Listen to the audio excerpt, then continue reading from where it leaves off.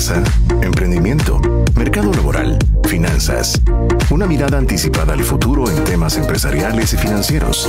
Bienvenidos a Tendencias.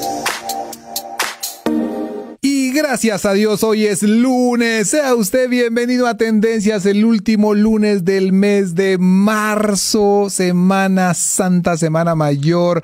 Es una etapa extraordinaria. Muchos trabajando y también muchos ya preparándose para tomar un descanso que oficialmente es el día miércoles. Algunas personas aprovechan para poderlo tomar lunes y martes y acumularlo a sus vacaciones del año que le corresponderían. Pero bienvenido a Tendencia. Le saluda Agner Mejía. Este es nuestro programa número 721, lunes 25 de marzo, y siempre le acompañamos al terminar la jornada laboral. El día de hoy queremos dejarle algunos contenidos importantes. La primera de ellas es esta cápsula de Gracias a Dios es lunes, perfeccionismo y vulnerabilidad. Basado en ese lindo libro de Brené Brown de Dare to Lead, el desafío del liderazgo, algunos conceptos que tienen que ver con la vulnerabilidad. Cuando somos perfeccionistas queremos que todo mundo nos vea como las personas que son invencibles, y eso es como un gran escudo muy pesado que no nos permite que las personas nos conozcan realmente. De eso se trata este contenido que espero les sea de utilidad. Y el segundo contenido es de El liderazgo al estilo de Jesús, preparado por Yulisa Sánchez. Yuli nos comenta que una de las características importantes de Jesús en su cotidianidad era que oraba regularmente, con mucha frecuencia, por los miembros de su equipo. Posteriormente hablaremos de despacho legal, tendencias en el tema de legales en Guatemala, y vamos a platicar con Ginny Castillo acerca de la ley de tarjetas de crédito. Así de que bienvenido a Tendencias. En el segundo segmento estará con nosotros Sergio Herrarte con un contenido acerca de las tendencias en el tema de negocios a nivel mundial. Y en el tercer segmento estaremos platicando de nuestro libro Tendencia, un nuevo impulso de Marshall Goldsmith y Mark Ryder, que es los capítulos 4, 5 y 6. Realmente el 4 nos va a tomar algún tiempo poderlo desarrollar, porque aquí está como que la carne de esos 20 hábitos que podemos llegar a tener cuando estamos muy ocupados o que tenemos un cargo de responsabilidad de gerencia o liderazgo. Pero de eso se trata nuestro contenido del día de hoy. Bienvenido a Tendencias, bendecimos su vida y gracias por estar con nosotros. Lo dejamos con este segmento de Gracias a Dios es lunes. Arranca la semana con sabiduría y energía. Gracias a Dios, hoy es lunes. En la cápsula anterior te comenté lo que Adam Grant escribe acerca del perfeccionismo. El perfeccionismo es un factor de riesgo de depresión, de ansiedad, de abandono y otros problemas que afectan la salud mental. El día de hoy también quiero comentarte acerca de lo que Brené Brown escribió del perfeccionismo en su libro El poder de ser vulnerable. Brené Brown dice que para desarrollar todo nuestro potencial debemos ser vulnerables, debemos quitarnos la armadura y bajar nuestras armas, mostrarnos como realmente somos. Pero esto es especialmente difícil para los perfeccionistas.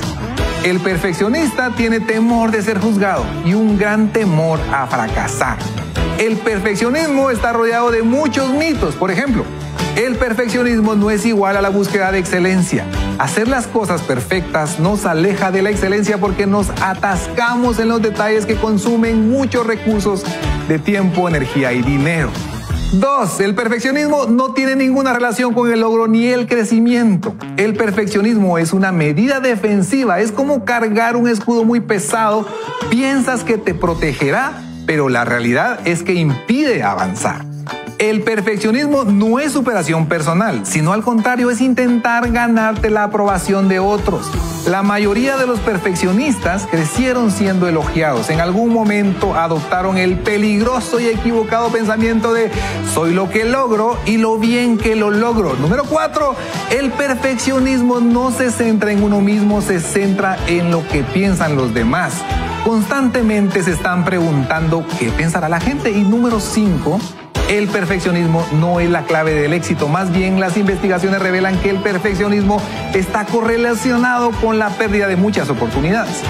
En resumen, el perfeccionista que tiene miedo a fracasar, a cometer errores, a no cumplir con las expectativas de la gente, a ser criticado, se mantiene fuera de un esfuerzo sano. El perfeccionismo es un sistema de creencias autodestructivo y adictivo que alimenta el pensamiento de si me veo perfecto y hago todo perfectamente, puedo evitar los sentimientos dolorosos de la culpa, del juicio y la vergüenza.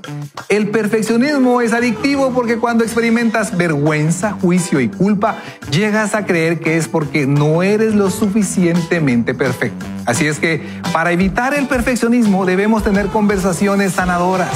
¿Qué cosas hacemos que parecieran ser perfeccionistas? Debemos hablar de la sana diferencia entre la búsqueda de la excelencia y el peligroso perfeccionismo.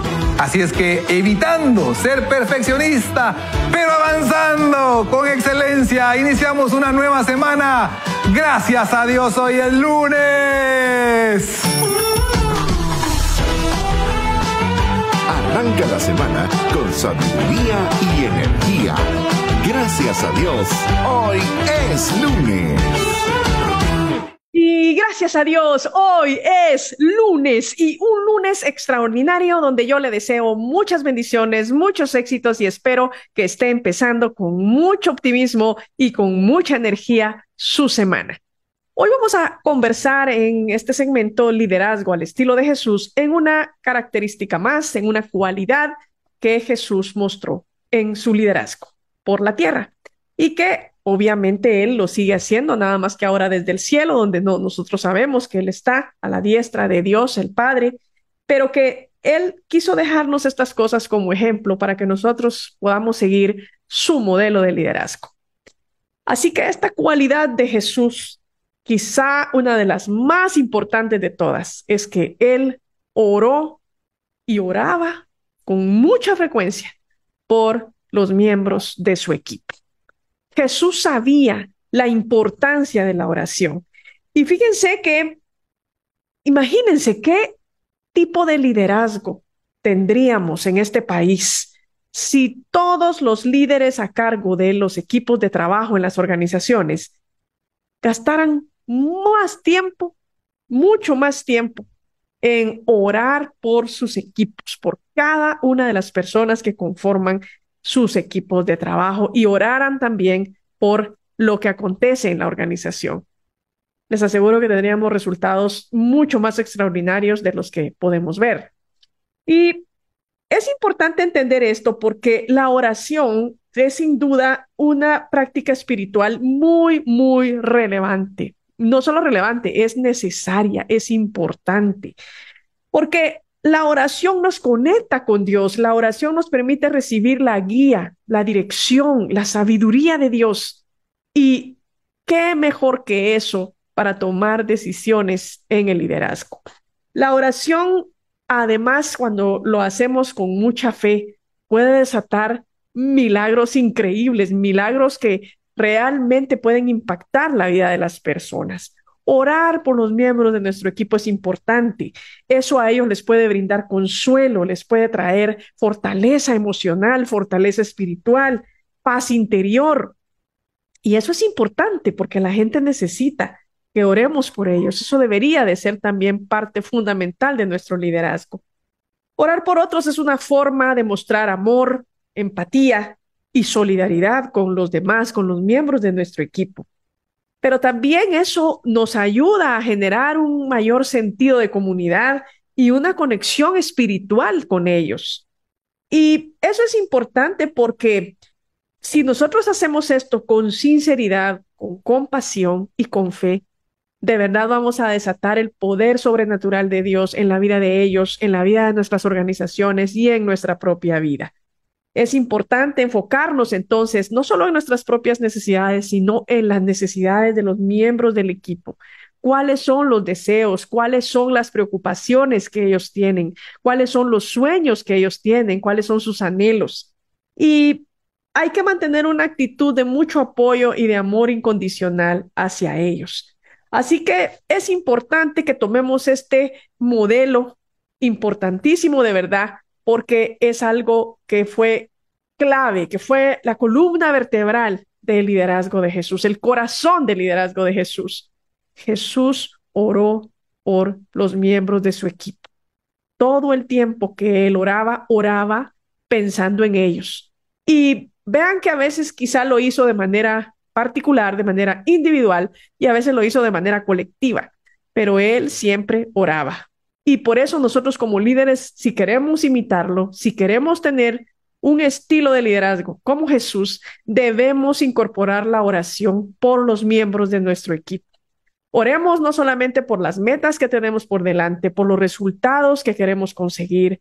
Oremos por nuestros clientes, por nuestros proveedores, oremos por todas las personas que de una u otra manera se relacionan con nuestra organización, pero principalmente oremos por los miembros de nuestros equipos de trabajo. Acerquémonos a ellos, preguntémosles cuáles son sus necesidades, en qué les podemos ayudar, cómo les podemos apoyar e incorporemos eso en cada una de las oraciones que nosotros podamos hacer. Les saludo Yulisa Sánchez y les deseo muchas bendiciones, muchos éxitos en esta semana, que pongan todas sus metas, sus anhelos y sus sueños en las manos de Dios y estoy segura que al hacerlo van a ver grandes cosas en su vida. Los espero en una próxima cápsula la siguiente semana. Hasta pronto.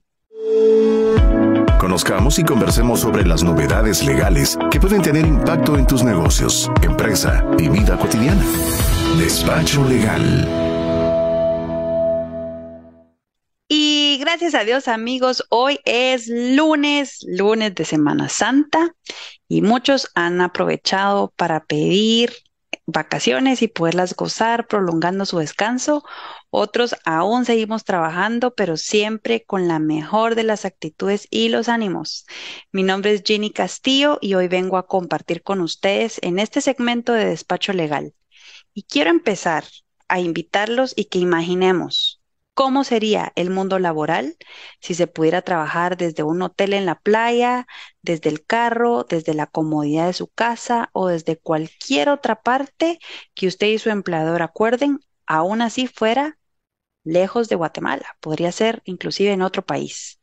Cualquiera diría que eso ya es una realidad, pues en la pandemia, de un día para otro, a la mayoría de empresas, organizaciones y trabajadores nos tocó asumir el reto de practicar el home office o teletrabajo. En esa época, amigos, ustedes se recordarán muy bien que esta modalidad de trabajar respondía a una necesidad de fuerza mayor y no a una opción o decisión per se. Pero lo cierto es que desde entonces muchas personas y empresas adoptaron esta modalidad y han gozado de los beneficios que el teletrabajo brinda.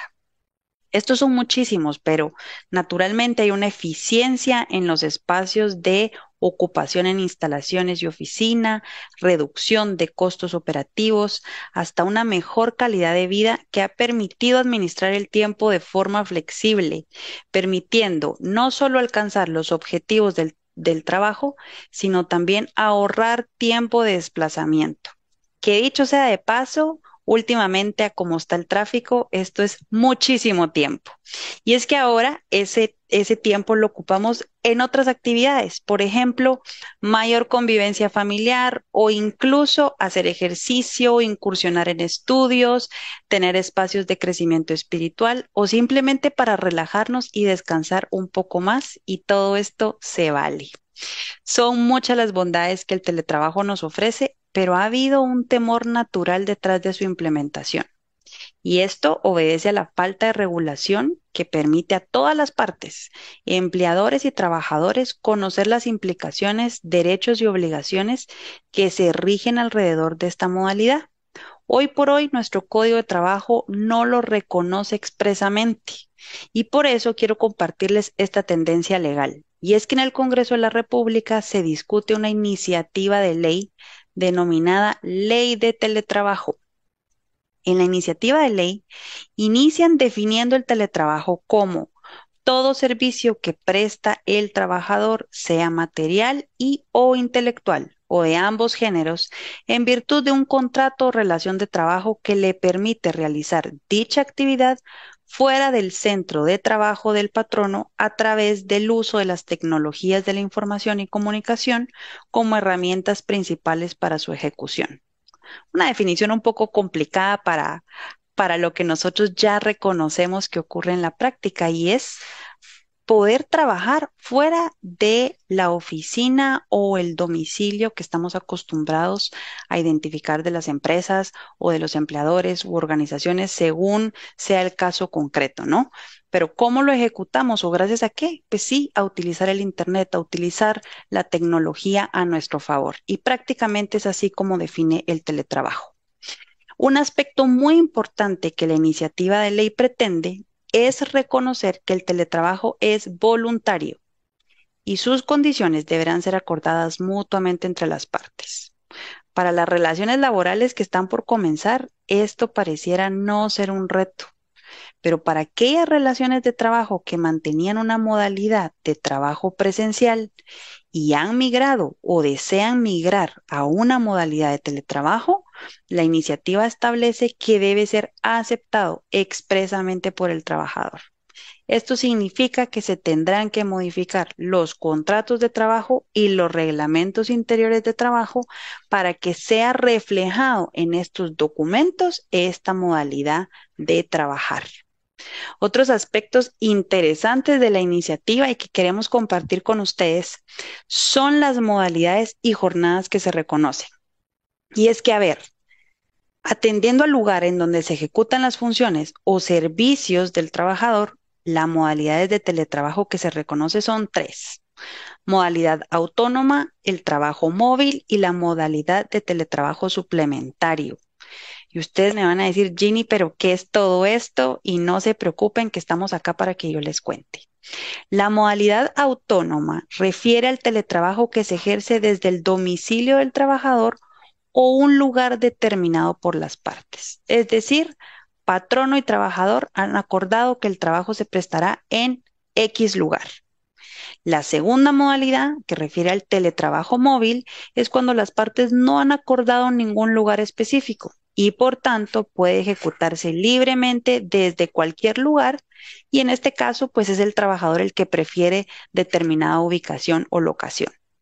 Y finalmente, la modalidad del teletrabajo suplementario, lo que nosotros estamos acostumbrados a conocer como el trabajo híbrido, en los que hay algunos días presenciales en oficina y otros días que se trabaja a distancia.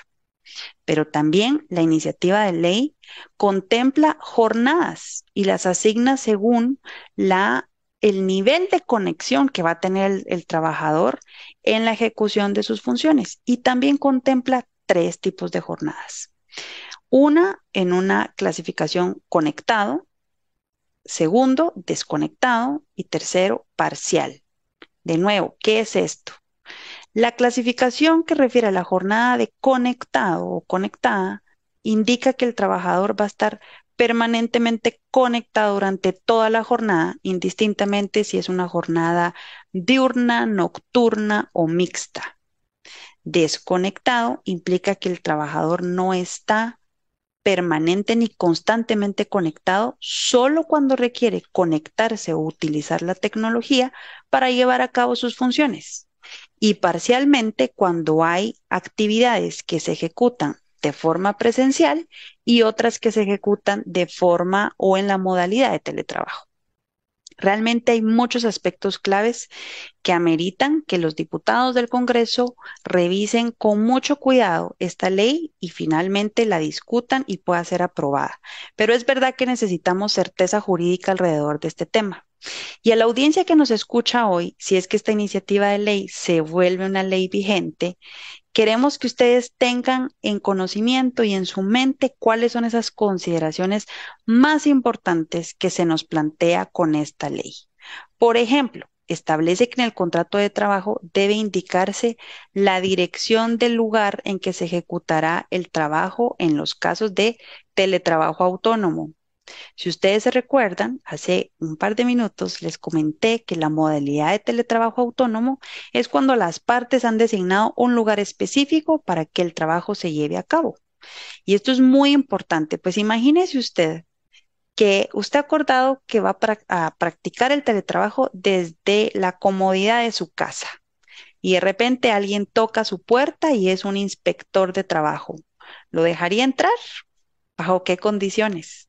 Bueno, esta ley prevé que el trabajador debe aceptar por expreso y escrito y dejar constancia en su expediente personal de dicha aceptación. Es decir, este trabajador va a tener que estar consciente que si el inspector de trabajo llega a su casa, le debe dar acceso, pero también le impone un deber de resguardo para no violar la intimidad del trabajador y la de su grupo familiar, y ese deber se lo impone al inspector que está practicando esta visita. Y eso es muy importante porque, por supuesto, a nadie quisiera que incomodaran a ningún miembro de su familia. Otro aspecto importante son los equipos, herramientas, programas, plataformas o soportes que el trabajador utilice para la ejecución de sus funciones.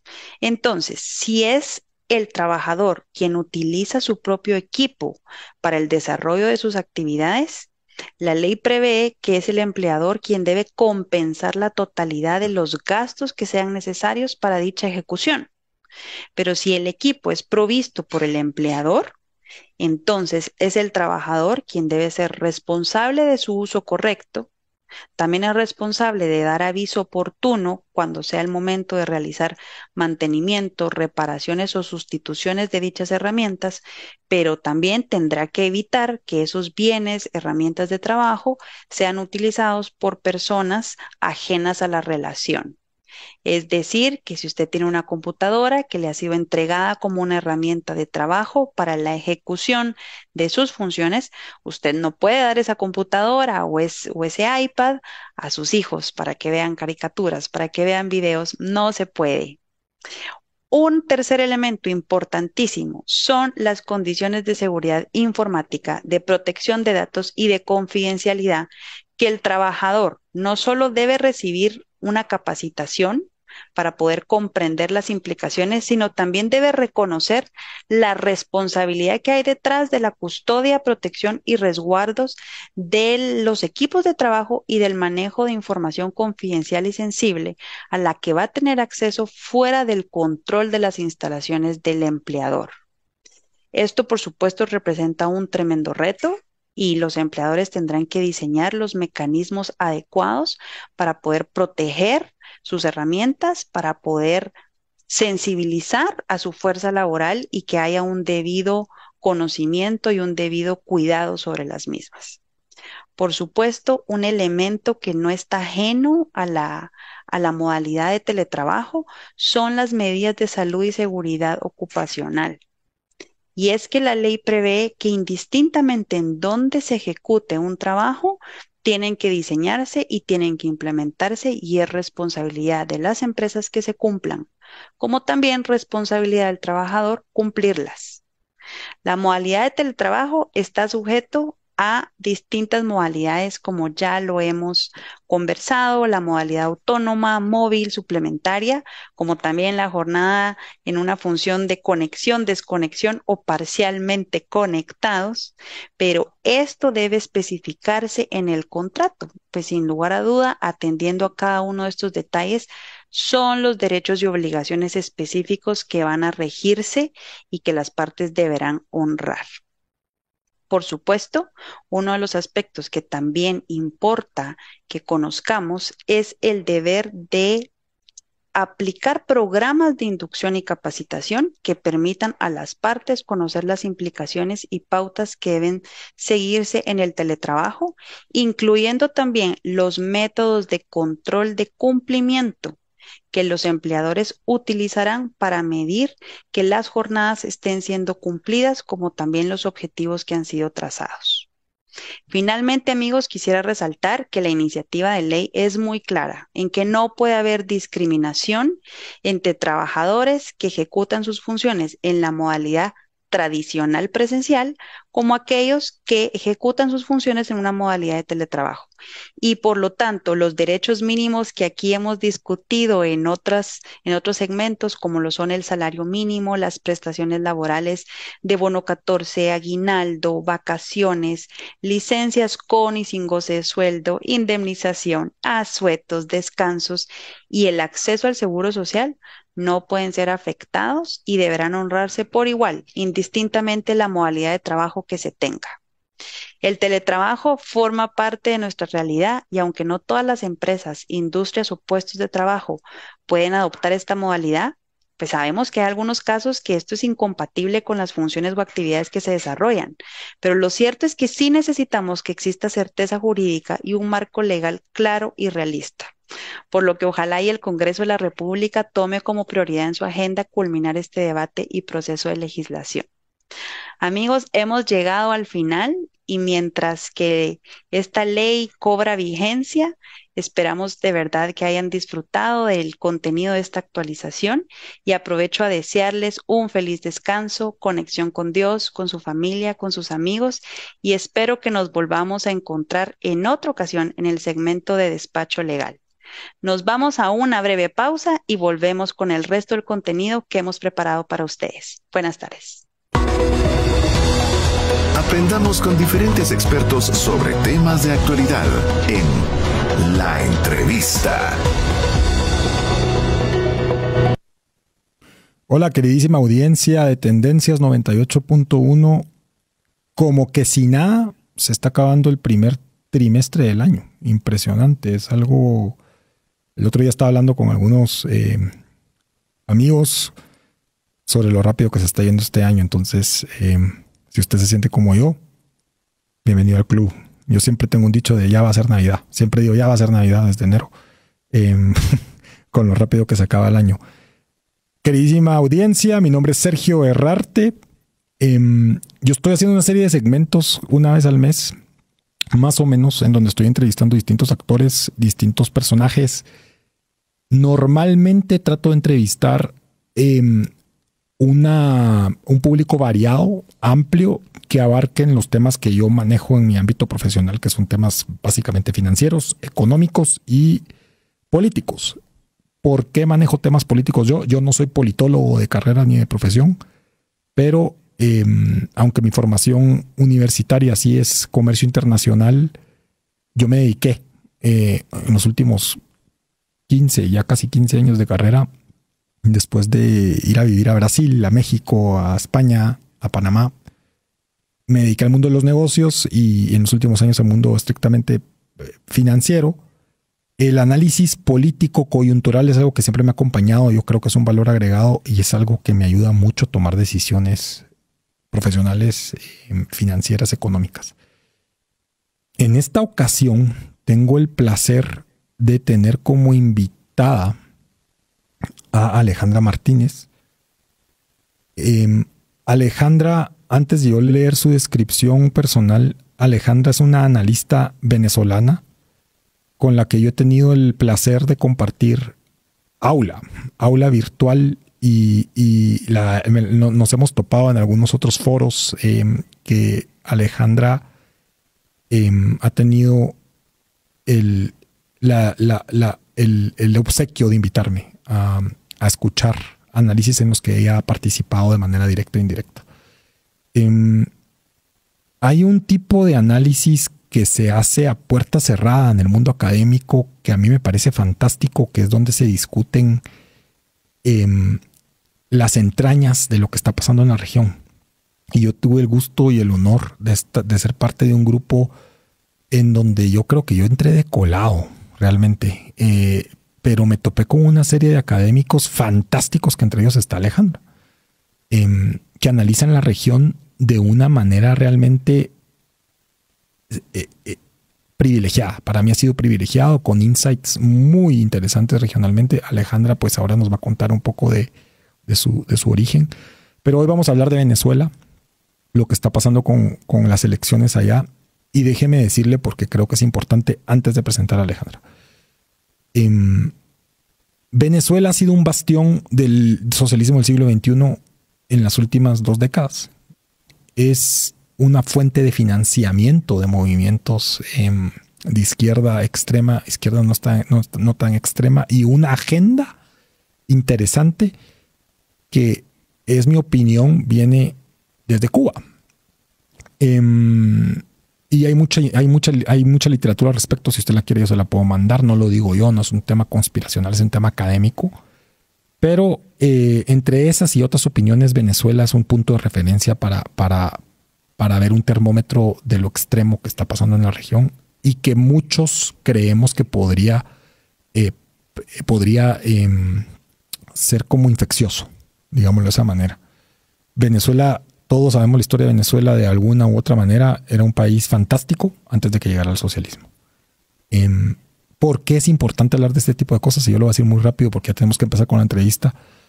Porque nos volvemos sensibles, o mejor dicho, insensibles. Y cuando puede ser que las cosas estén pasando enfrente nuestro, no le pongamos atención. Entonces, por eso es importante recorrer a la historia y hablar de estos temas. Entonces, sin más, yo voy a presentar a Alejandra. Alejandra Martínez, bienvenida. ¿Cómo estás? Gracias, Sergio. Gracias por la invitación y por el espacio para hablar de este tema tan importante para la región como son las elecciones en Venezuela este año. Fantástico para mí y para Ilumina 98.1. Es un honor tenerte acá. Voy a leer rápidamente tu descripción. Eres licenciada en Historia, egresada de la Universidad Central de Venezuela, con estudios en Economía Política de la Universidad de Monte Ávila, Caracas, Venezuela. Tienes un magíster Atrium en Historia de la Universidad Francisco Marroquín y eres directora del área de estudios latinoamericanos de Fundación Libertad y Desarrollo en Ciudad de Guatemala. Alejandra, yo quiero comenzar preguntándote qué está pasando con las elecciones en Guatemala. El 20, tú me corriges con la fecha, 27 de julio son las elecciones, ¿cierto? Junio, julio. Fíjate que el órgano electoral de Venezuela, el Consejo Nacional Electoral, ya la semana pasada fijó las elecciones para el 28 de julio, que no es una fecha arbitraria, es una fecha que además tiene un significado para el chavismo, porque es un 28 de julio de 1954 nació Hugo Chávez. Entonces, ni siquiera la fecha que escoge el ente electoral, que se supone que debe ser un órgano imparcial, se supone, ¿no? En cualquier otro país normal, el ente electoral tiene que dar una señal de imparcialidad.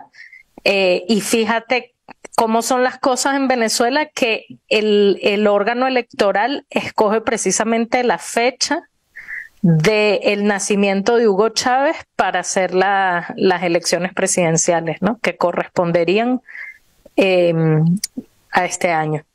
Yo recuerdo cuando empezaba a aparecer en las noticias al fondo María Corina Machado, la candidata que muchos pensamos y llegamos a pensar que iba a ser la que destronaría a este movimiento malvado en su máxima expresión y que es el chavismo y Maduro. Ahora, María Corina Machado era la opositora de Nicolás Maduro. Algo que llamó mucho la atención y que yo creo que no deja de ser una victoria es que el régimen de Maduro se vio lastimado cuando vieron el movimiento popular y cómo llegó la gente a apoyarla en primicias a Machado. ¿Qué pasó con ella? ¿Qué está pasando? Partamos desde ahí si quieres para no ir tan lejos en el tiempo, porque podemos hablar de otros opositores y no, pero hablemos un poco de ella. ¿Qué pasó con ella? ¿Por qué es importante hablar de ella? ¿Y qué crees que va a pasar en las elecciones de este 28 de julio, fecha de nacimiento de Hugo Chávez? Sí, mira, María Corina Machado tiene una carrera política en Venezuela más o menos dilatada, ¿no? O sea, en los 25 años de chavismo, o sea, ya tenemos un cuarto de siglo los venezolanos viviendo esta tragedia. En los 25 años de chavismo, pues ella ha estado presente en momentos. Sin embargo, pues por ella tener ciertas condiciones, la primera, ser mujer, la segunda, no venir de una maquinaria político-partidista, sino más que todo venir del sector privado, empresarial, viene de una familia muy reconocida de empresarios, digamos, impresionantes en Venezuela. Por ejemplo, la familia Machado fue nada más y nada menos que la que llevó la electricidad a los Zuluaga, perdón, porque ella está emparentada con los Machado Zuluaga, llevaron la electricidad, la energía eléctrica al país. Okay. Entonces es una mujer que viene, podríamos decirlo, de la élite económica del país. Entonces, todas estas características, si bien ella había estado, digamos, en la órbita de la oposición estos 25 años, de alguna forma limitaban que su liderazgo traspasara, por ejemplo, a los sectores populares, o que los sectores populares en Venezuela se identificaran con ella. ¿Qué va a pasar? Yo digo también que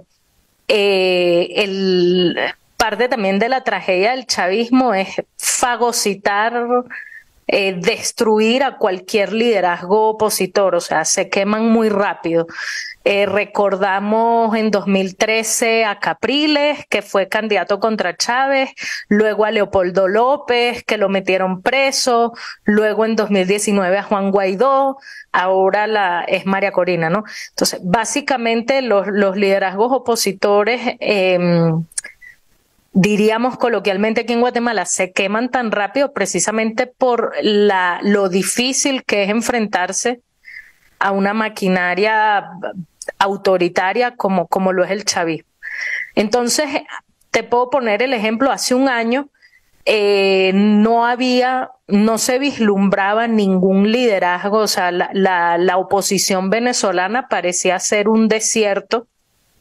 De hecho, yo me recuerdo que hasta escribí un artículo que hablaba de, Juan Guaidó y el último clavo en el ataúd de la oposición venezolana. O sea, parecía que después del fracaso de la presidencia interina de Juan Guaidó, de ese intento con Juan Guaidó en 2019, pues ya se nos habían agotado las cartas. Y curiosamente, porque las sorpresas en política también ocurren, de repente el liderazgo de María Corina empieza a agarrar efervescencia en la población. Uh-huh. Yo creo que el éxito de María Corina y qué fue lo que la catapultó, porque, digamos, pasamos hace un año, más o menos a inicio de 2023, enero de 2023, de un escenario donde los liderazgos opositores parecían un cementerio, básicamente, a que básicamente María Corina no puede hoy en día llegar a un pueblito o a un caserío en el interior de Venezuela porque llena avenidas enteras de gente. Y Alejandra, nosotros también los venezolanos tendemos un poco al mesianismo, pero eso es otro tema. No, yo creo que tú lo has dicho, yo te he escuchado diciéndolo en varios foros, y yo creo que el latino tiene el mesianismo, bastante. El latino busca ¿a qué nos referimos con mesianismo, audiencia? Es justamente, con la palabra lo dice, buscamos un salvador humano en todos los procesos electorales, ¿no? El caudillo, el que nos va a salvar, el que nos va a liberar. Pero más allá de esa tendencia mesiánica que tenemos, o sea, lo interesante y lo sorpresivo de María Corina es que María Corina despertó a un pueblo que tenía años, o sea, por lo menos desde 2019, anestesiado completamente, y volvió a encender otra vez esa llama, esa chispa de libertad, al punto que cuando la oposición hace sus primarias internas para ver quién se va a enfrentar finalmente a Maduro en las elecciones de este año, María Corina arrasa.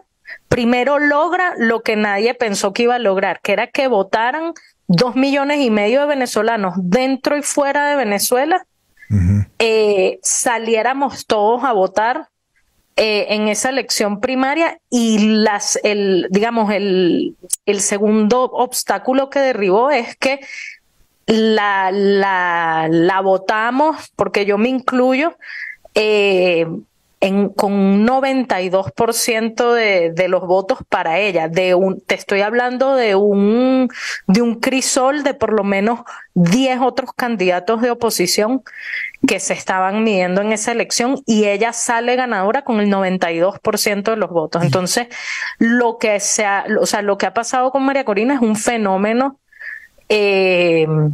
popular, más allá de algo, o sea, de un tema de que, bueno, la oposición escoge su candidato, o sea, no, o sea, es un clamor popular que la llevó al sitio de liderazgo que ella tiene ahorita, y en estos momentos, por lo menos, es indiscutiblemente la líder de la oposición venezolana.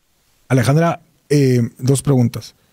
La primera es, ¿no le da miedo a la gente que salió a apoyar a María Corina de que el régimen le haga algo, o el régimen no tiene ni la fuerza ni el músculo para hacerlo? Porque desconozco las interioridades del régimen de Maduro, pero estoy completamente seguro que está enteramente en quiebra. O sea, eso estoy seguro. Tal vez no, tú ahorita tal vez me haces una sorpresa y me dices que no, que son bastante eficientes. Lo dudo. Y la otra pregunta es, entonces, ¿ahora quién va a competir? Porque entiendo que ya no va a competir María Corina. Entonces, es un poco preguntarte esto porque yo me pongo a pensar. Viene un régimen totalmente opresor. Uno tiene miedo de que le vayan a hacer algo cuando salga a la calle. Y lo dos es o que te fichen. Tú y yo conocemos gente. De hecho, tú y yo conocemos gente que la han metido presa en Venezuela por ser en oposición. Y la otra es, te fichan, ¿no? Después ya no puedes entrar a Nicaragua, después ya no puedes entrar a los países afines a ellos. No sé si Brasil va a seguir con las declaraciones que dio Lula hace unos días de que dejara de llorar María Corina. No sé si lo viste. Sí. Etcétera, etcétera. Entonces, machista totalmente, además. Sí. ¿Qué pasa con este sentimiento de miedo también? ¿Qué pasó en Venezuela? Sí, mira, bueno, claro, o sea, después de lo que pasó con las elecciones primarias, que el 92% de los votantes eligieron a María Corina como la candidata que efectivamente se va a enfrentar a Nicolás Maduro en las presidenciales, obviamente el chavismo hizo todo lo posible por neutralizar ese acto político, porque es lo que hacen los regímenes de esta naturaleza. Ya ella, digamos, como te digo, ya tenía una carrera dilatada en estos 25 años de chavismo, ya desde 2010 o 2011, si mal no recuerdo, ya tenía una prohibición de salida de Venezuela. Ya desde más o menos hace 10 años ella no puede salir de Venezuela. El régimen le quitó su pasaporte. Wow. Y el 26 de enero el Tribunal Supremo de Justicia de Venezuela ratifica, porque ella ya tenía supuestamente, según el régimen, ella tenía una inhabilitación política también desde el año, creo que 2012, por allí. Y en enero de este año ratifican esa inhabilitación para lanzarse a cualquier cargo de elección popular por 15 años más. Entonces, esto nos coloca en un nuevo escenario de lucha. O sea, nadie dijo que esto iba a ser sencillo. Ahora María Corina efectivamente no se puede inscribir en el organismo electoral, no puede inscribir su candidatura porque tiene sobre ella una inhabilitación. Esto obviamente no quiere decir que con esto la lucha por una transición a la democracia en Venezuela y por unas elecciones libres quedó hasta aquí. O sea, esto lo que hace es modificar el tablero de juego y modificar los medios de lucha, digamos, con otros métodos. Lo que se está dando a lo interno de la oposición en este momento es una intensa negociación. El régimen de Maduro lo sabe y por eso adelantaron la fecha de las elecciones para el 28 de julio, porque usualmente, al igual que como era en Guatemala hasta hace varios años, usualmente las elecciones son hacia final de año. Y entonces allí hay como 1 mes, 2 meses de transición para el siguiente gobierno. En los últimos 2 gobiernos en Guatemala ha sido diferente, pero tengo entendido que antes en Guatemala, por ejemplo, también se hacía así. O sea, las elecciones eran en noviembre, diciembre y la segunda vuelta, y el presidente iba en tomaba posesión en enero. Entonces, históricamente en Venezuela también había sido así. Entonces, el hecho de que Maduro adelante las elecciones para el 28 de julio, claro, aparte de mandar un mensaje, por lo que hablábamos al principio, el cumpleaños de Chávez y todo eso, también es para poner a la oposición en una contingencia, porque ahorita a lo interno de la oposición se está dando o se tiene que dar una negociación de qué persona María Corina va a nombrar o a qué persona María Corina le va a endosar el voto. Y ya tienen a alguien potencial, o no lo pueden decir. O sea, María Corina salió el domingo, o sea, antes de ayer, en un video más o menos de 6 minutos, porque obviamente todo el mundo, esta es la pregunta del $1.000.000, pues todo el mundo le pregunta, bueno, ¿qué vas a hacer? ¿Vas a escoger a un sucesor? ¿Le vas a endosar tu voto a alguien? Etcétera, que obviamente el madurismo no va a aceptar que se inscriba a alguien totalmente limpio y con buenas credenciales. El madurismo va a aceptar que se inscriba el candidato que ellos sienten que les pueda ganar. Y el candidato, para decirlo en términos chapines, el candidato más chuco que ellos puedan encontrar, que ellos puedan tener para ellos poner a María Corina en una encrucijada, decir, bueno, le tengo que endosar el voto a esta persona indeseable y que ellos fácilmente le puedan ganar. Ese es el predicamento en el que estamos ahorita. Claro.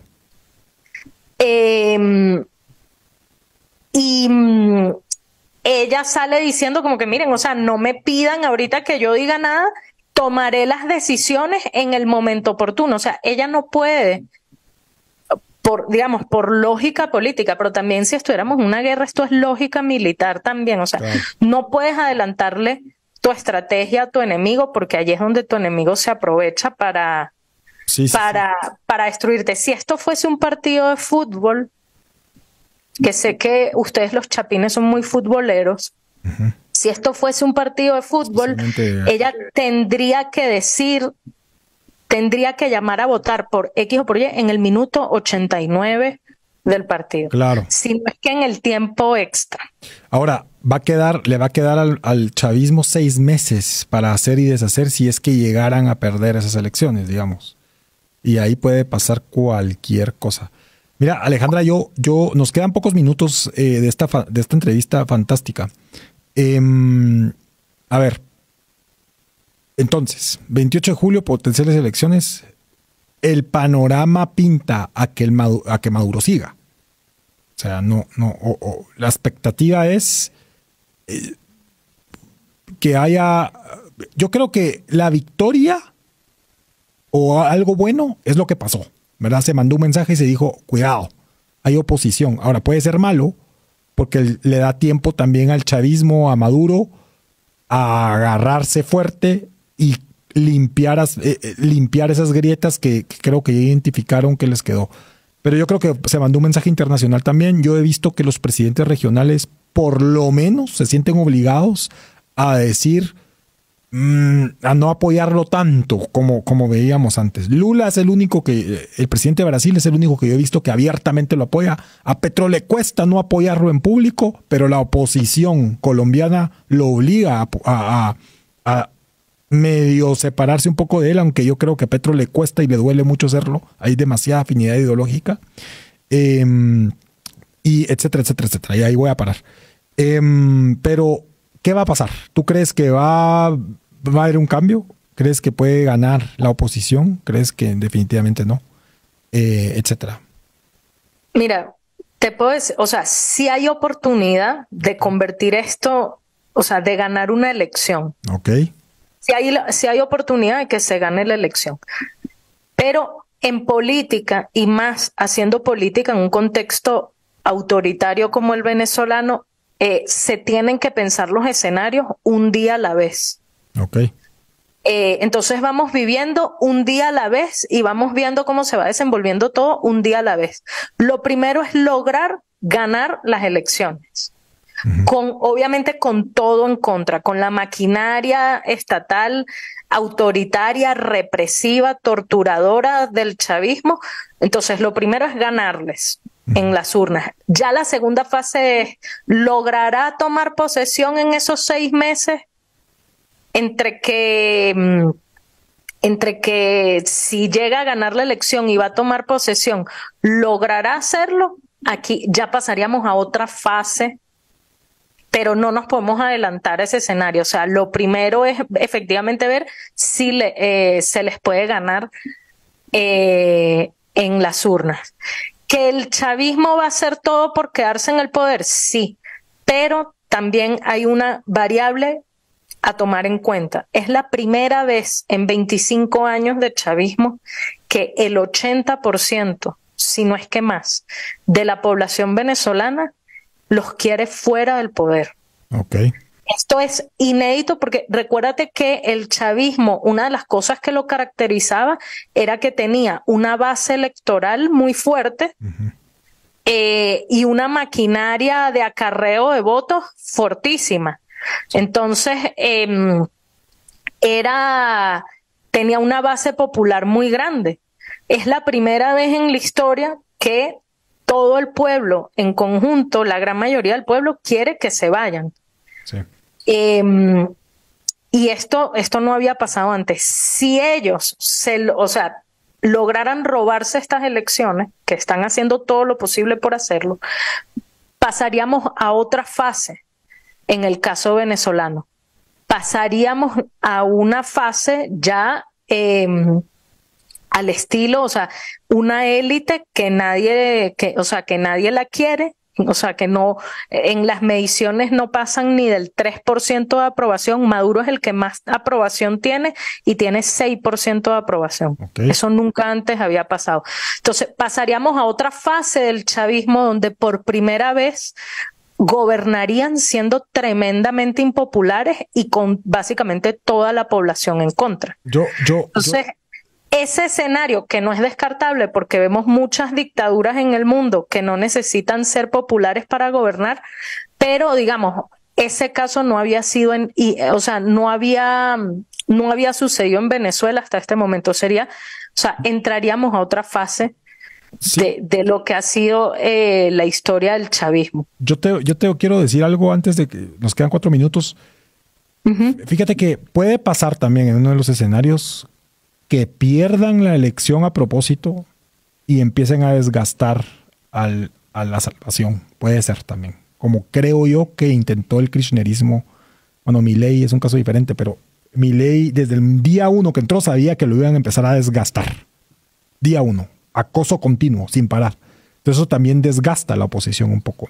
Y como ya tienen las bases, ya están incrustados ahí, ya están impregnados ahí, puede ser que, se me ocurre que puede ser un escenario que no sé si me pondrían buena nota mis profesores de análisis coyuntural. Pero lo que te quiero decir es, va a ser difícil sacar sacarse el veneno de la sangre de este cuerpo que es Venezuela.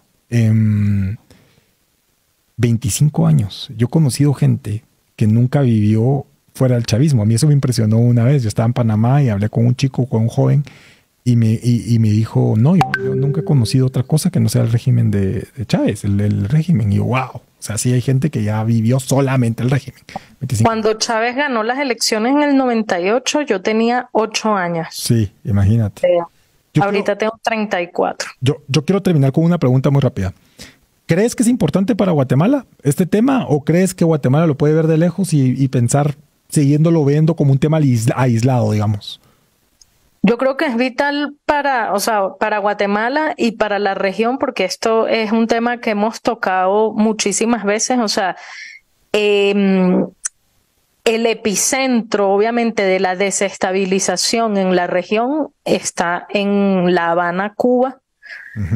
Digamos, toda la estrategia, etcétera, pero el dinero lo pone Venezuela. Correcto. Entonces, mientras esté ese matrimonio del mal, mientras exista ese matrimonio del mal entre entre Cuba y Venezuela, pues el resto de la región va a estar a merced de la desestabilización perenne de estos dos regímenes en todo el continente, ¿no? Y vemos cómo cada vez más siguen ganando terreno, cómo vuelven los mismos liderazgos, como es el caso de Lula en Brasil, Evo Morales lo resucitaron políticamente en Bolivia y también está metiéndose en los asuntos de Perú. Petro hace unos días sacó que quiere hacer una Asamblea Nacional Constituyente en Colombia. O sea, como vemos, estos son tendencias que sabemos, tendencias continentales, pero que no son espontáneas ni son casuales, están coordinadas por un teatro de operaciones, un laboratorio de operaciones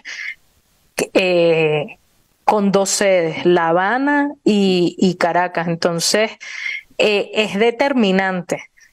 No sé si viste la felicitación que le hizo Maduro el domingo a Putin por haber ganado las elecciones presidenciales en Rusia con 87% de los votos y Maduro dice que Putin es su hermano mayor y que la victoria de Putin en Rusia es un buen presagio para el mundo y que Venezuela va a seguir sus pasos. Entonces, lo que está en juego es más allá de un país. O sea, lo que está en juego son básicamente los valores de la democracia y de las sociedades abiertas frente a una avanzada autoritaria que no ve un coto, que no ve un muro en los derechos humanos, ni en la soberanía popular, ni en las constituciones, ni en un montón de cosas en las que básicamente hemos cimentado nuestros gobiernos en los últimos 300 años. Sí. Entonces aquí lo que está en juego es más que un país. O sea, está en juego la libertad de todos nosotros, porque estos son modelos que se van replicando. Hiciste muy bien la analogía, o sea, van infectando al resto de países de la región, ¿no? Sí. Alejandra, qué gusto haberte tenido. Espero que volvamos a repetir este ejercicio. Es muchísimo para hablar. De hecho, hemos pasado meses hablando de temas así. Para desmenuzar todo lo que está pasando es complejo. Respetando mucho la opinión de usted, queridísima audiencia. Solo queremos aportar un poco de grano de arena de opinión. Y recordando que es bueno observar, escuchar. Y recuerde que usted tiene una voz interior y cuando vea algo raro también puede hacer preguntas. Eso es importante. Hagamos preguntas con sentido común, pero hagamos preguntas. Muchísimas gracias, Alejandra Martínez. Fue un placer tenerte con nosotros. Yo soy Sergio Rarte, queridísima audiencia. Nos pasamos un poquitito de tiempo, pero valió la pena. Sigan escuchándonos. Gracias. En Tendencias comentamos el libro Un Nuevo Impulso de Marshall Goldsmith y Mark Reeder. Descubramos juntos los 20 hábitos que frenan nuestro ascenso y las cualidades que distinguen a un buen líder. Y gracias a Dios, hoy es lunes. Bienvenidos a Tendencias, celebrando los lunes, celebrando el último lunes de este mes de marzo, en plena Semana Santa, lunes 25 de marzo.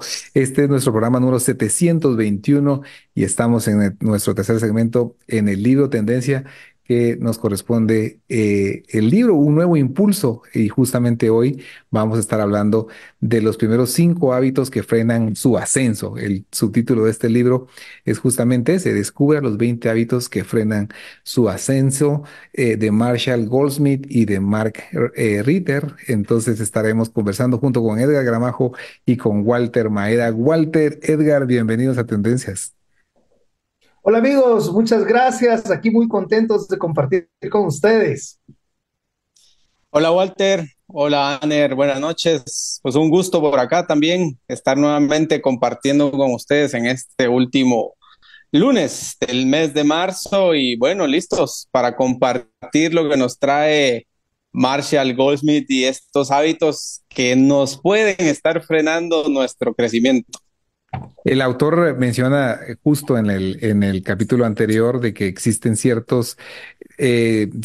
forma de ver la retroalimentación de muchas personas que tienen un potencial extraordinario y que nos defendemos y que acusamos, matamos al mensajero y que decimos no hubiera llegado hasta donde estoy si no hubiera sido por esto que me estás criticando. Entonces, seguramente estás equivocado, pero el día de hoy vamos a estar hablando de 20 vicios, así se llama el capítulo 4, que es el capítulo más denso, más largo de todo el libro, entonces lo hemos partido para poder cubrir todo el contenido. Dice, al principio dice, saber hacer lo que hay que dejar de hacer.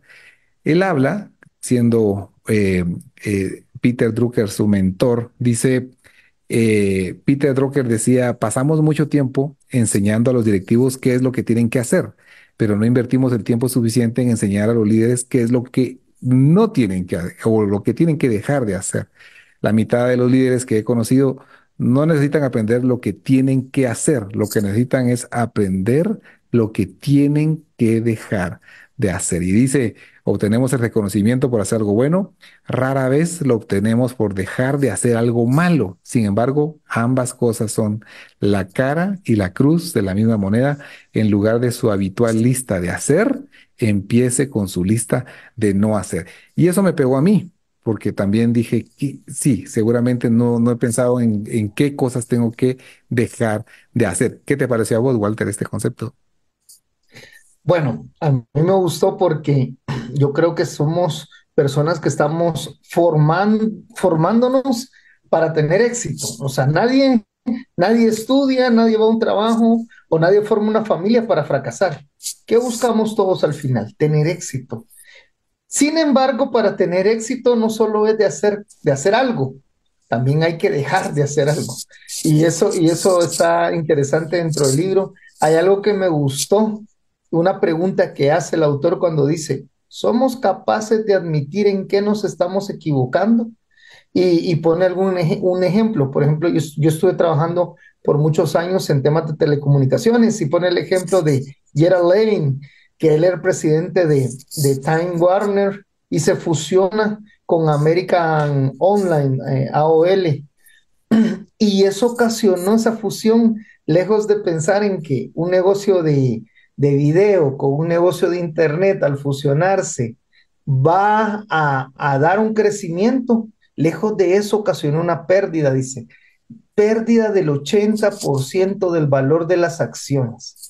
Y eso pues obviamente le costó la carrera a esta persona que ya tenía una buena trayectoria en Time Warner y esa fusión pues no fue bien llevada, terminó mal y precisamente de eso se trata, de aprender qué cosas, qué situaciones nos llevaron a tener una pérdida de un negocio, a tener una pérdida en la toma de decisiones posiblemente, qué sé yo, estuvo mal hecho el due diligence. Y se comienzan a presentar un montón de situaciones que uno tiene que hacerse el autoexamen y decir, ¿será que estoy tomando bien mis decisiones o será que no estoy tomando bien mis decisiones? Y el siguiente concepto, y se lo dejo a Edgar Gramajo, es ¿qué es lo que le pasa? Dice, antes de que podamos hablar sobre cómo arreglar el comportamiento incorrecto, debemos identificar los defectos más comunes. Y cita estos 20 defectos y el día de hoy queremos enfocarnos en 5 de ellos, empezando por las ansias de victoria, demasiadas ansias de victoria. Y habla de que la necesidad de ganar a toda costa y en todas las situaciones, cuando importa y cuando no importa y cuando, ¿verdad? Está absolutamente fuera del lugar. Muchas veces nos enfrascamos en tratar de ganar, pero no se trata de eso, Edgar. Fíjate que es súper interesante lo que vamos a ir aprendiendo a través de estos hábitos. Y bueno, yo más lo apunté en la versión del libro que yo tengo, lo tengo más como vicios, más que hábitos, los tengo como vicios, ¿verdad? Pero fíjate que algo que yo aprendí de este libro y que tal vez me gustaría invitar a nuestros amigos escuchas que lo puedan poner en práctica es a convertirnos de cierto modo en un actor pasivo. Y me voy a explicar. Pasivo en el sentido que van a haber cosas que vamos a ir comentando ahorita que uno va a decir, uy, este puedo ser yo, esto me pasa a mí, este soy yo normalmente y me cuesta un montón aceptarlo, pero lo que el autor sugiere es, mire, guarde silencio y escuche, porque parte de ir cambiando los vicios que usted tiene es escuchar y aprender a escuchar lo que las personas le van a decir. Porque dentro de todos estos vicios, la verdad que es muy difícil lograr determinarlos por nosotros mismos. ¿Y por qué es difícil determinarlos por nosotros mismos? Porque nosotros mismos no podemos poner ejemplos. Quienes nos van a poner los ejemplos, quienes nos van a traer a la luz las cosas que estamos haciendo y que debemos dejar hacer, son las personas que están a nuestro alrededor. Y normalmente las personas que están en nuestro alrededor son nuestra familia, nuestros compañeros de trabajo, las personas que de repente nos reportan a nosotros, etcétera, etcétera. Entonces, queridos amigos, a escuchar, aprendamos a escuchar y a entender. Y el primer vicio, como bien menciona Ander, las ansias desmedidas de victoria. En simples palabras, todo se reduce a vencer. ¿Qué quiere decir esto? Que en cualquier charla que yo tenga, en cualquier discusión, en cualquier situación, yo quiero ganar. Y lo peor del caso, como cada uno de los vicios que vamos a ir viendo, es que no nos damos cuenta de lo que decimos y lo que hacemos. Esas frases que tal vez sutilmente podemos decirle a alguien que están equivocados o que las cosas no van a salir así o que mi idea es la mejor, sin querer queriendo lo que estamos diciéndoles es que nosotros queremos ganar. Y el autor coloca este primer vicio y lo coloca desde el inicio porque dice que es uno de los vicios más difíciles de vencer, más difíciles de lograr cambiar, porque normalmente de ahí parten casi que todos los demás vicios que vamos a ir aprendiendo. Entonces, algunos conceptos interesantes sobre este vicio de ansias desmedidas de victoria, que siempre queremos tener la razón en todo. Y algo que me pegó, ahorita que otra vez lo vuelvo a leer, algo que me pegó en esta parte es que dice, no importa si usted gana o está en una situación donde realmente va a ganar, o inclusive en una situación donde usted puede perder, de todos modos usted quiere ganar, no Quiere importa, ganar. aunque sea obvio que usted está equivocado, usted va a perder. Entonces, esta parte es súper difícil y es bien difícil de reconocerla, especialmente cuando hablamos con las personas, ¿verdad? Y normalmente lo que sucede con alguien que tiene muchas ansias de victoria es que ignoramos a las personas, menospreciamos a las personas, las queremos tener debajo, no nos gusta que nos vengan y nos reten y nos digan de repente que estamos haciendo mal, porque para nosotros todo está bien, ¿no? Y una frase antes de iniciar estos hábitos que me gustó que también menciona el autor es que normalmente cuanto más alto llegamos en la escala organizacional, cuanto nuestra posición es más alta, normalmente tenemos más problemas de comportamiento. Entonces, este es el primero, creo que es uno de los más difíciles y probablemente algunos de ustedes, no digo todos, pero algunos probablemente nos podamos reconocer en que todo el tiempo queremos ganar, amigos. Así es. Y el autor menciona un par de advertencias, por cierto, antes de entrar a los 20 vicios y dice, todos necesitamos mejorar algo. Y dése cuenta de algo. No, son 20 vicios, pero tomemos 3 a lo sumo, que nos hagan más sentido. Y dice, incluso el 2% de la cima organizacional está siendo frenado en su avance por 1 o 2 defectos personales que o bien no reconocen o bien nadie les ha hecho notar esos efectos o que conocen pero se niegan a cambiar. Y la segunda advertencia es de que es posible que sí reconozcamos lo que estamos teniendo mal, pero también es posible que los exageremos porque uno tiende pues a muchas veces a sobrevalorar sus virtudes, pero también tiende a sobreestimar sus defectos. El vicio número 1, entonces, el ansia de desmedida de victoria. Y hay una línea muy fina que separa el ser competitivo, hacerlo en exceso, entre ganar cuando importa y cuando no importa, El ansia desmedida de victoria es el problema número uno porque pone de relieve casi todos los demás problemas de conducta. Infinidad de cosas que hacemos que molestan a la gente provienen del innecesario intento de ser el hombre o la mujer alfa en cualquier situación. Esto es ser querer el ganador. Cuando el asunto importante es que queremos ganar, cuando el tema es trivial, hasta el punto que vale nuestro tiempo, nuestra energía, también queremos ganar.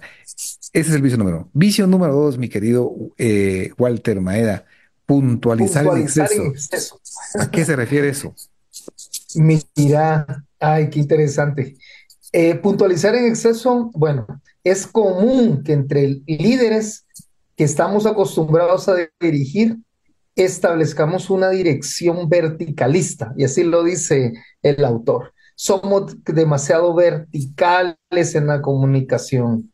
Consiste en que decimos a todo el mundo lo que tienen que hacer. Al final es eso, puntualizar en exceso es comunicamos como sea ante un colaborador que él llega y te explica un tema o llega con una idea y posiblemente nos comportamos con patrones así o vicios que decimos, ah, sí, yo ya conozco el tema. Ah, sí, sí, sí, mira, pero esto creo que se puede hacer de esta mejor manera.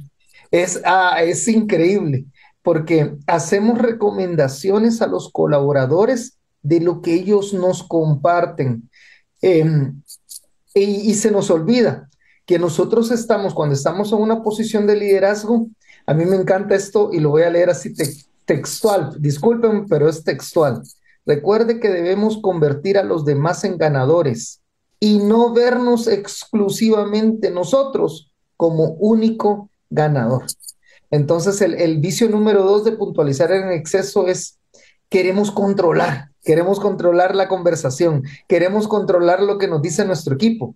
Y algo que quisiera recomendar es, fíjate que me encantó las dos advertencias que diste. Entonces, no olvide que cada vicio que estamos viendo lo tenemos que ver bajo la sombra de esas dos advertencias. Que usted por tener uno de estos vicios no es que sea mala persona, pero usted tiene que ver si no lo está reconociendo, si nadie se lo ha hecho notar, si lo conocen, pero se niega a cambiarlo. Y en el número dos, fíjense que aquí, ay, me van a disculpar, pero yo me permití escribirlo para mí, se los quiero compartir vulnerablemente. En la segunda es que cuando vea estos dos vicios, posiblemente ahorita llevamos dos, y alguno de ustedes dijo, uy, yo tengo los dos o yo tengo uno. Pero recuerde esto, aquí le van a pasar tres cosas. Uno, que va a poderlo identificar. Eso es una probabilidad muy alta. Dos, que esto es una probabilidad intermedia, es que admita que tiene un problema con ese vicio. Puede decir, no, es un vicio, pero así me quieren, así me aguanta mi esposa, así me aguantan mis hijos. Pero es intermedio. Y tres, es que no adoptemos ninguna acción correctiva para enmendarlo y digamos, ah, así soy yo, así me quieren y yo soy yo y no me parezco a nadie, ¿verdad? Entonces, pero hay que tomar una decisión para cambiar. Entonces, el vicio número dos es puntualizar en exceso, es decir, fantástica idea, qué buena idea, pero Sí. sería mejor si tomaras en cuenta tal cosa. El tema es que ese 5% de lo que yo pude mejorar la idea hace que la persona que lo recibe pierda el tener el control, o sea, sale más desmotivado.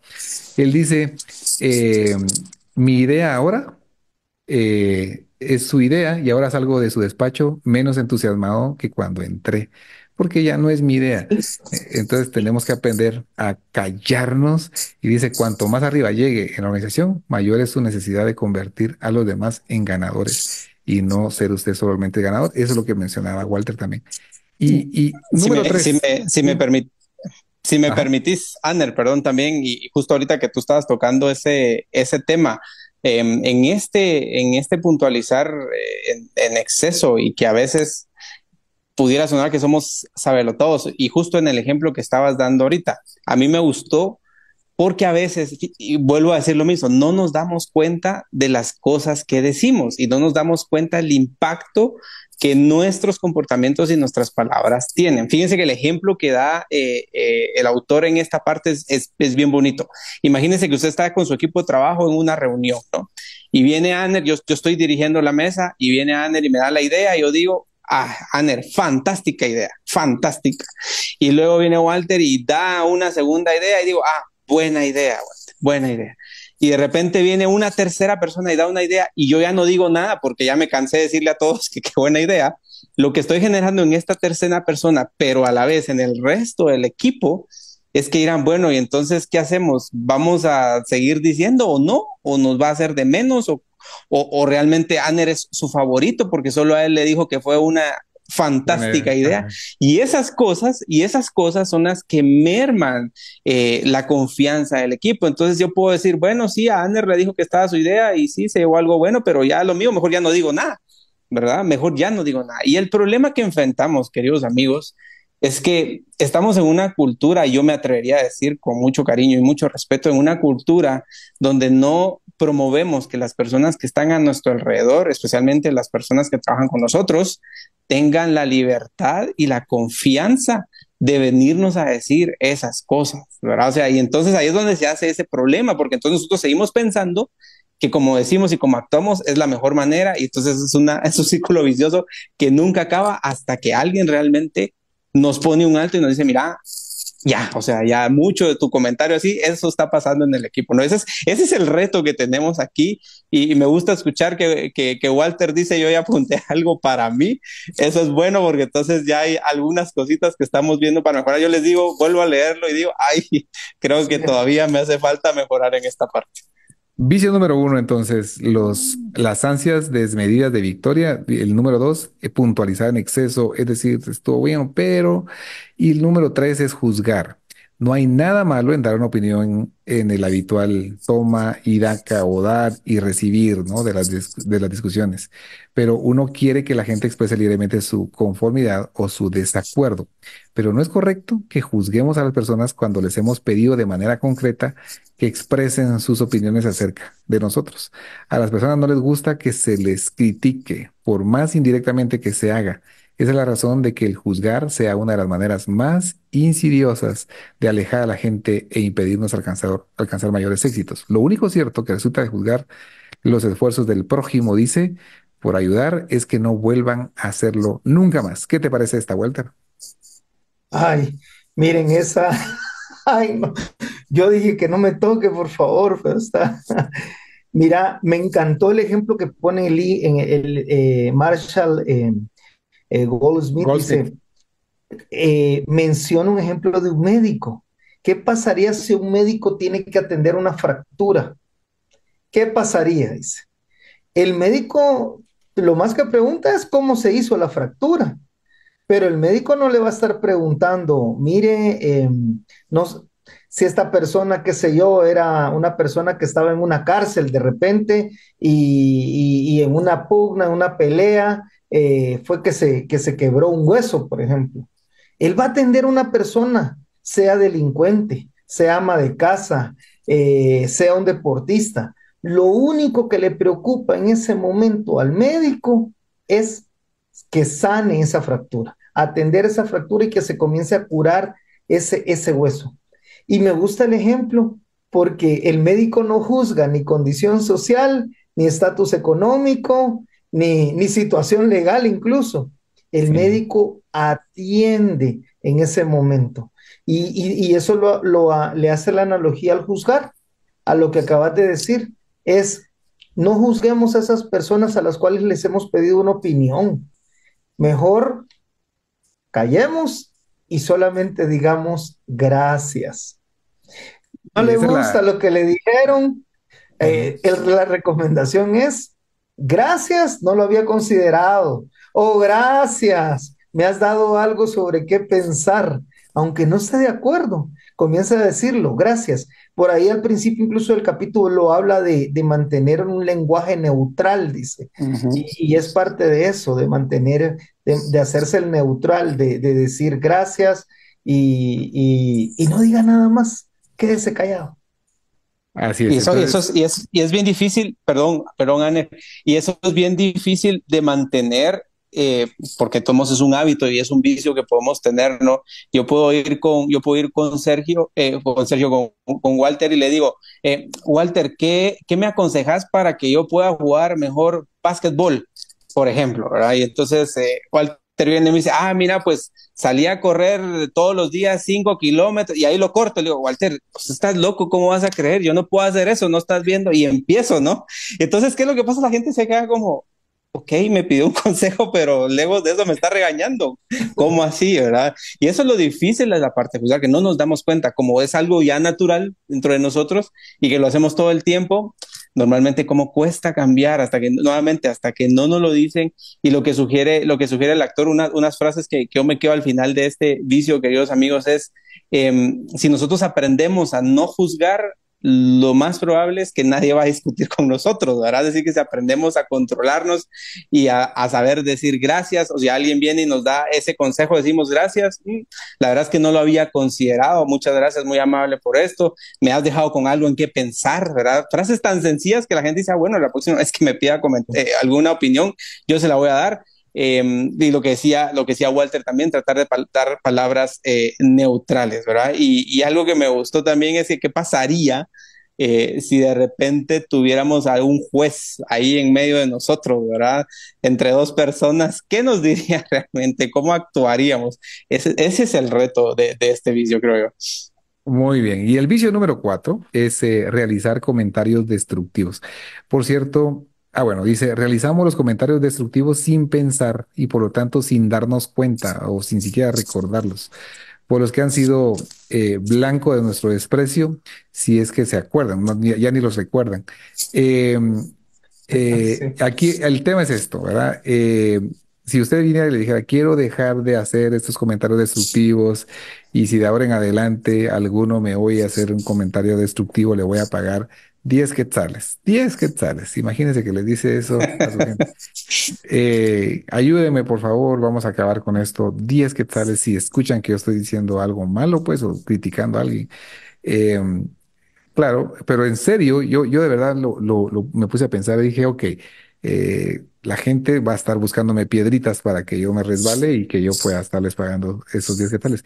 Pero es un entrenarse y me gustó la dinámica. No sé qué te pareció a vos, Walter. Tiene que estar dispuesto a perder dinero, por ahí lo Sí. anoté también. Mira, les voy a contar algo aquí. Y eso yo lo vi, no les puedo decir que lo viví, pero lo vi.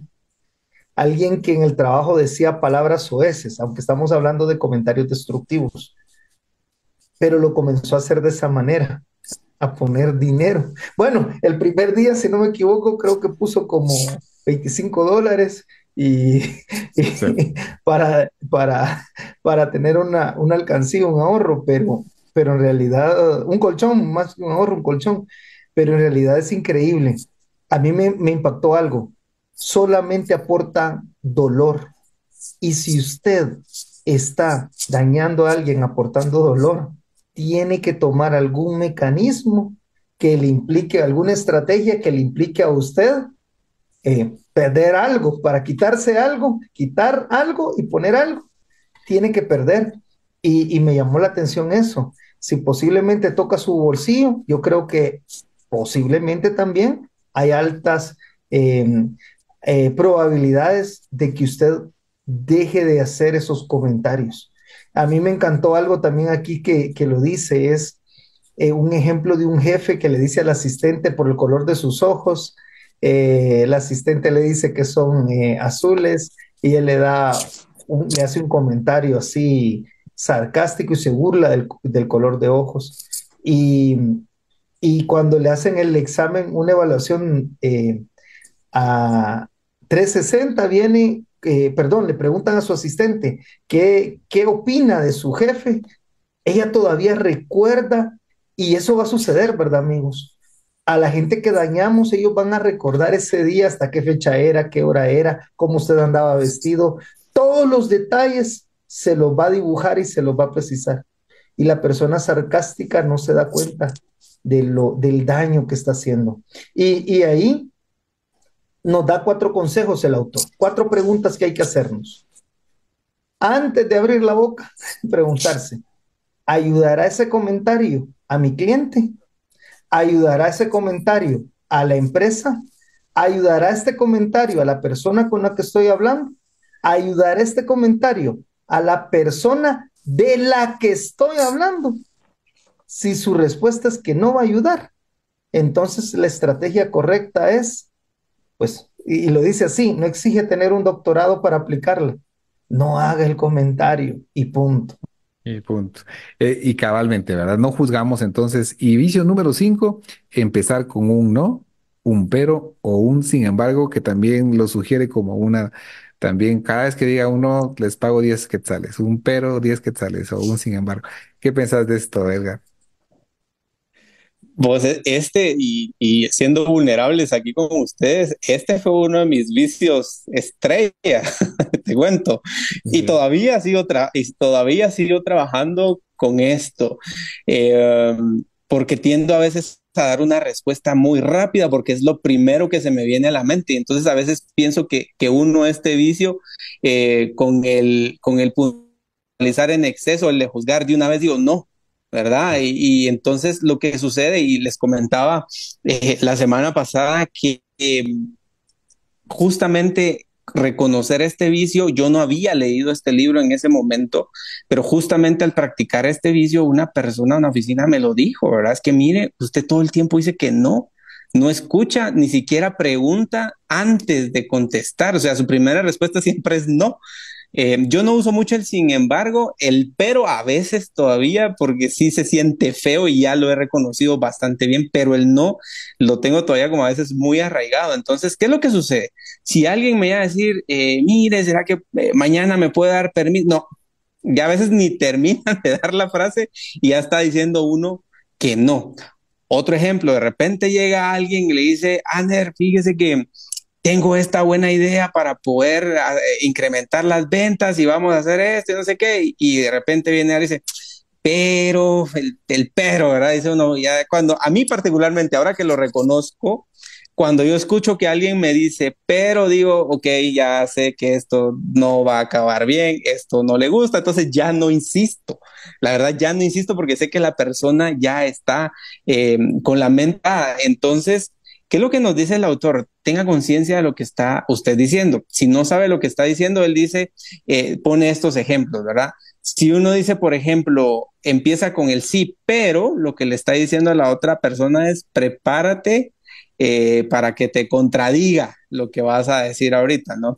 Si empieza, por ejemplo, con es cierto, sin embargo, lo que le está diciendo a esta persona es que no cree que sea cierto en absoluto lo que le está diciendo. Entonces, y si no, las frases típicas que nosotros oímos, ¿verdad? Dice, ya viene el pero, ¿verdad? Ya viene el pero. Entonces dice, pero. Entonces dice uno, bueno, ya vienen las Ya condiciones apareció el aquí, pelo en la entonces sopa. ya apareció, tenía que llegar, ¿no?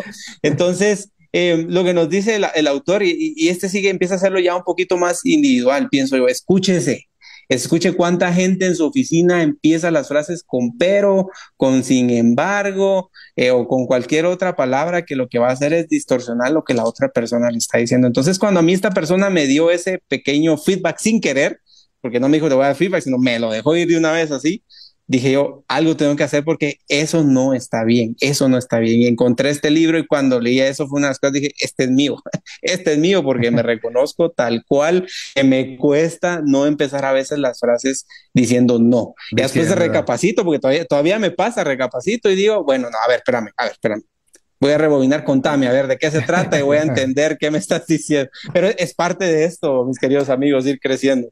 Este es el libro Un Nuevo Impulso y este es su tercer segmento de tendencias. La próxima semana estaremos hablando de los otros cinco vicios en que podemos caer, ¿verdad? Que nos impiden ascender en nuestra carrera de la empresa o de desarrollo profesional. Así de que no se lo pierda. Mientras tanto, queremos bendecir su semana. Última semana del mes, descanse, apártese, ojalá que te viva un tiempo lindo con familia y lo esperaremos aquí el próximo lunes, ya celebrando un nuevo mes. Dios lo bendiga grandemente. Gracias, Edgar, por estar con nosotros. Gracias, Walter, por estar con nosotros y lo esperamos la próxima semana. Tendencias es una producción de Ilumina FM. Conoce más visitando ilumina.fm.